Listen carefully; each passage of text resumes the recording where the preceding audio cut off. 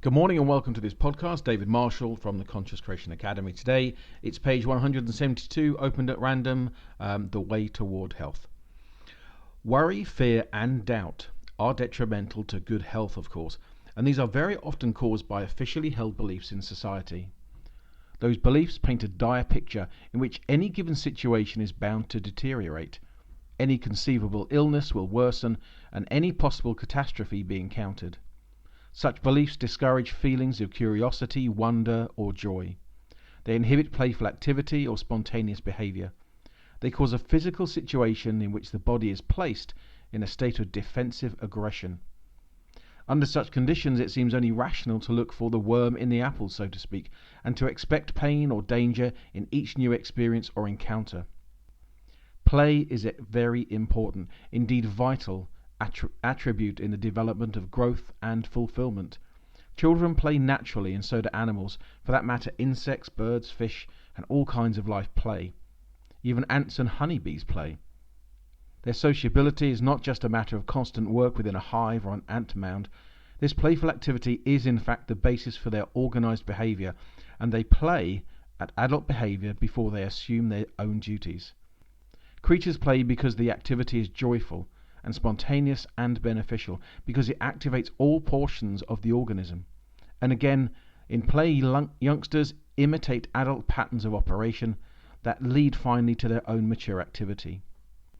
When people become ill, worried, or fearful, one of the first symptoms of trouble is a lack of pleasure, a gradual discontinuation of playful action, and an over-concentration upon personal problems.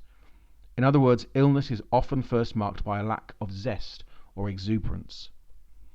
This retreat from pleasure begins to cut down on normal activity, new encounters or explorations that might in themselves help relieve the problem by opening up new options. Such a person becomes dejected looking, unsmiling, somber, leading others to comment upon such a dejected countenance. Comments such as, "You look tired," or "What's the matter, you don't feel well?"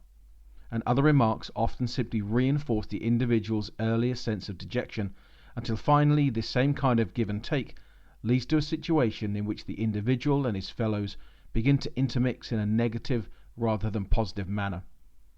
I do not mean to imply that it is always detrimental to make such queries as "Are you ill?" or "Are you tired?"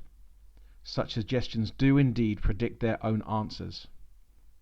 When a person is feeling in good health, exuberant and alive, such queries will be nonchalantly shoved aside. They will have no effect whatsoever. But constant questions of such a nature do not help an individual who is having difficulties, and in fact too frequent expressions of compassion can also worsen a person's state of mind, stressing the idea that he or she must be very ill indeed to attract such feelings of compassion. It is far better, then, to make no comment at all under such conditions. I'm not speaking of genuine questions of concern, so much rather automatic, unthinking, negative comments.